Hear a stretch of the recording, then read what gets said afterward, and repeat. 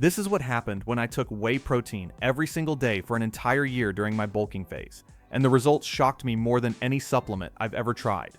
I'm going to break down exactly what changed in my body when those changes happened and what the latest science reveals about whey protein's leucine content and mTOR activation that most people completely miss. Let me start with what whey protein actually is, because understanding this changed everything about how I approach supplementation.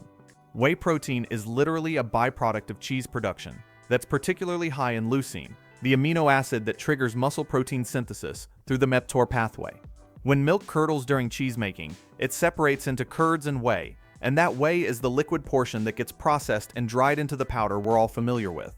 What makes this incredible is that this byproduct contains all 9 essential amino acids with leucine content around 10 to 12%, the highest of any protein source, giving it a perfect PDCAAS score of 1.0 and making it what scientists call a complete protein. Here's where it gets interesting. The whey protein industry has exploded into an $8.8 billion market in 2024, and it's projected to nearly double to $17.5 billion by 2033. That's a 7.7% growth rate year over year, which tells you something significant is happening with this supplement that goes beyond just marketing hype. When I started this year-long experiment, I had no idea I was essentially joining 47% of the global whey protein supply chain, because that's how much the United States produces and exports worldwide.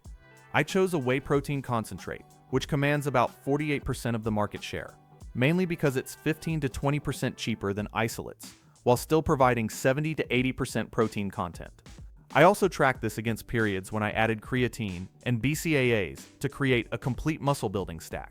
Now let me walk you through exactly what happened during my 365-day bulking journey, because the timeline of changes was nothing like what I expected. The first week was actually the most surprising. Within just 3 to 5 days, I noticed something I wasn't anticipating. My workout recovery improved dramatically. I'm talking about waking up with significantly less muscle soreness after intense resistance training sessions. This wasn't placebo effect. This was my body actually processing leucine more efficiently and triggering enhanced muscle protein synthesis through the mTOR pathway. By week 2, I started experiencing what the research calls slight improvements, especially since I was already doing resistance training while maintaining a slight caloric surplus for optimal muscle hypertrophy. But here's what caught me off guard. My appetite changed. I wasn't constantly thinking about food anymore. The branched-chain amino acids were keeping me fuller for longer periods, which led to more consistent eating patterns during my bulk. The real magic happened between weeks 2 and 6. This is where whey protein supplementation, combined with my training routine, started showing visible changes in lean mass gains. I noticed increased fullness after meals, reduced cravings throughout the day, and what appeared to be consistent fat loss even though my weight on the scale wasn't dropping dramatically. My body composition was changing in ways that the scale couldn't capture, with clear muscle hypertrophy occurring.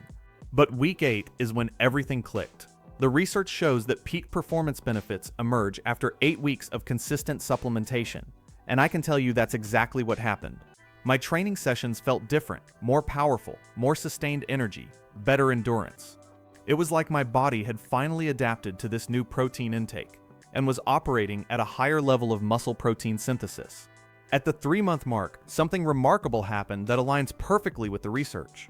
Studies show that people consuming whey protein gain an average of 3.1 kilograms of lean body mass at 3 months, compared to those taking carbohydrates or casein protein.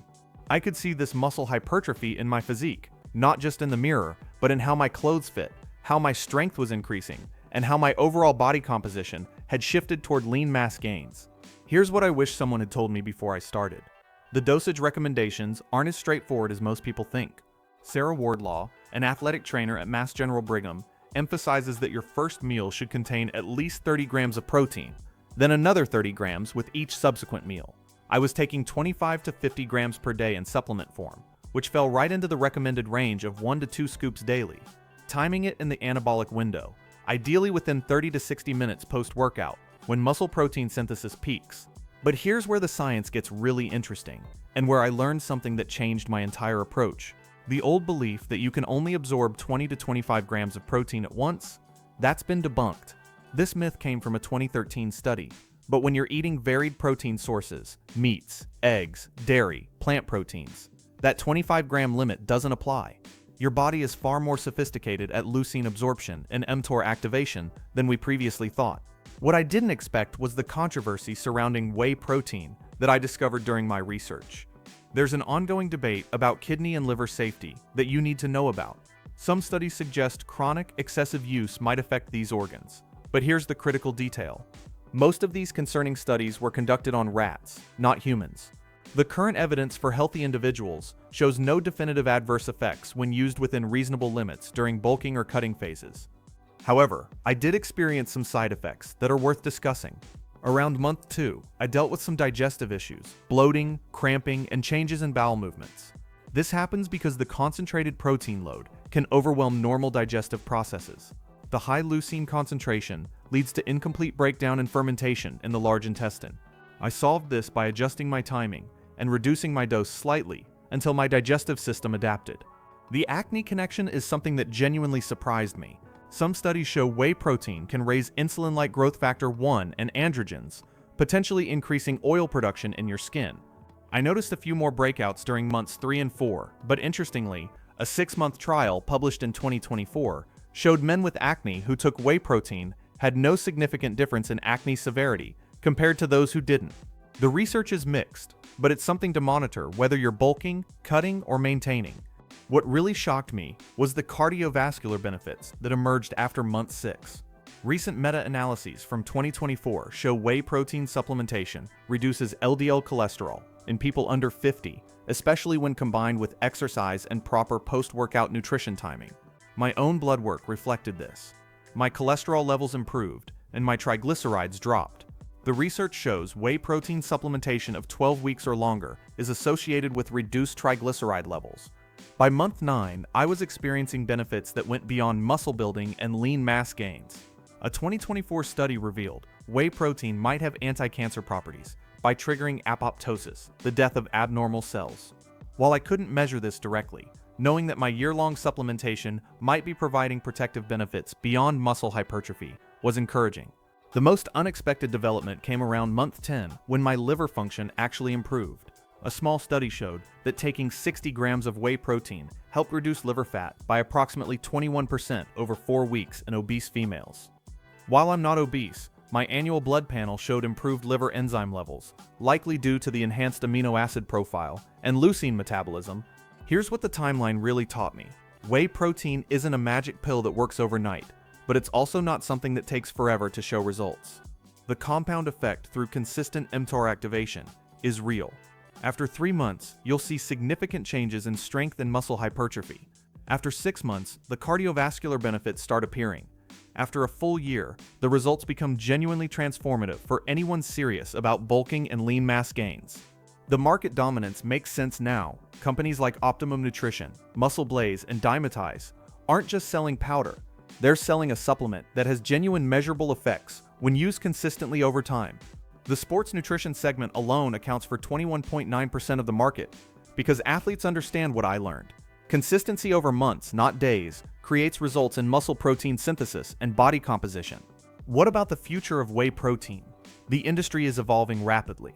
In April 2025, companies started launching marine whey, a sustainable protein derived from aquatic sources. Arla Foods is expanding U.S. production capacity, and personalized whey proteins are being developed to address individual protein deficiencies and optimize leucine content for specific training goals. After 365 days, here's my honest assessment. Whey protein supplementation worked beyond my expectations during my bulking phase, but not in the way I initially thought it would. I expected bigger muscles and better workouts. What I got was improved recovery through enhanced muscle protein synthesis, better body composition with significant lean mass gains, enhanced cardiovascular health, more stable energy levels, and a completely different relationship with protein intake and the mTOR pathway. The key insights from my year-long experiment align perfectly with the research. For optimal muscle hypertrophy, aim for 1.6 grams of protein per kilogram of body weight daily if you're doing resistance training. Time your whey protein intake in the anabolic window, ideally within 30 to 60 minutes post-workout when muscle protein synthesis peaks. Start with 20 to 25 grams per serving to maximize leucine absorption and adjust based on your digestive tolerance. Give it at least 3 months to see significant changes in lean body mass, and understand that the benefits compound over time through consistent mTOR activation. Would I do it again? Absolutely. The research supports long-term use for healthy individuals, whether bulking, cutting, or maintaining, and my personal results speak for themselves. The global whey protein market isn't growing by 7.7% annually because of clever marketing. It's growing because when used correctly and consistently with proper post-workout nutrition timing, whey protein delivers measurable, transformative results in muscle hypertrophy and body composition. The science is clear, the market data is compelling, and my personal experience confirms what millions of users worldwide have discovered. Whey protein supplementation, when done right during any training phase, can genuinely change how your body looks, feels, and performs. The key is consistency, proper dosing, understanding the leucine-mTOR connection, and realistic expectations about the timeline for lean mass gains. That's what happened when I took whey protein for 365 days during my bulking journey, and why I'll continue using it moving forward.